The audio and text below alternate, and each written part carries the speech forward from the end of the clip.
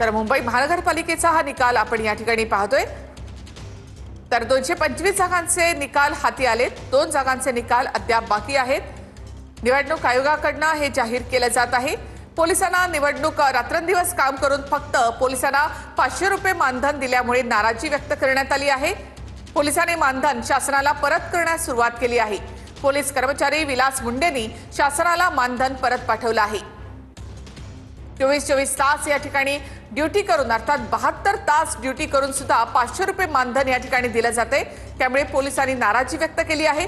निवडणूक सुरू झाल्यापासूनच पोलिसांचा बंदोबस्त वाढवण्यात आलाय, त्यांच्या सुट्ट्या कॅन्सल करण्यात आलेल्या होत्या। मात्र हे सगळं करून सुद्धा मानधन मिळतं ते फक्त 500 रुपये। त्यामुळे पोलिसांनी नाराजी व्यक्त करत आपलं मानधन परत दिल्याचा प्रकार आहे।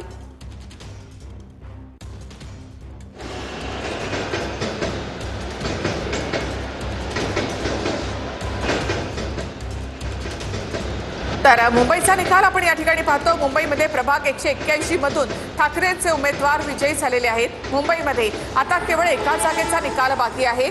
या एका विजयानंतर ठाकरे बंधू 73 वर आता पोहोचलेले आहेत। ठाकरेंचा उमेदवार 181 मधून विजयी झालेत। अनिल कदम या ठिकाणी विजयी झालेले आहेत। अनिल कदम यांच्यासाठी अभिनेते भाऊ कदम यांनी देखील प्रचार केलेला होता। वडाळा या ठिकाणी अनिल कदम हे विजयी झालेत। 181 मधून अनिल कदम विजयी झालेले आहेत। मुंबईमध्ये आता केवळ एका जागेचा निकाल बाकी आहे। ठाकरेंचे उमेदवार अनिल कदम विजयी झालेत। अनिल कदम यांच्यासाठी अभिनेते भाऊ कदम यांनी प्रचार केला होता।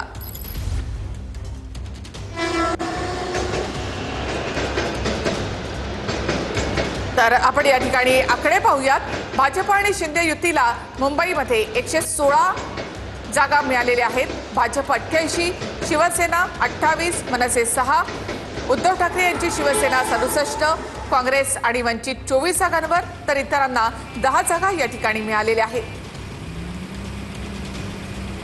तर कल्याण डोंबिवलीमध्ये सुद्धा भाजप आणि शिवसेना या ठिकाणी सत्ता स्थापन करणार।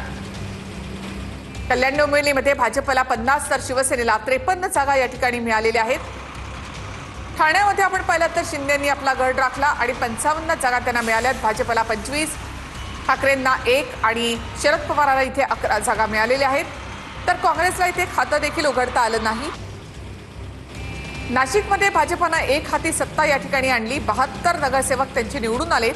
शिंदेंचे 26 आणि दादांचे 4 नगरसेवक निवडून आले आहेत। उद्धव ठाकरे यांचे 15, मनसेचे 1 आणि काँग्रेसचे 3 उमेदवार या ठिकाणी विजयी झाले आहेत। नागपूरमध्ये मात्र भाजपने आपला गड राखला। 102 जागांवर भाजप, शिवसेना शिंदेंच्या 2 आणि राष्ट्रवादी दादांची यांना 1 जागा, तर काँग्रेसला नागपूरमध्ये 35 जागांवर विजय मिळाला आहे।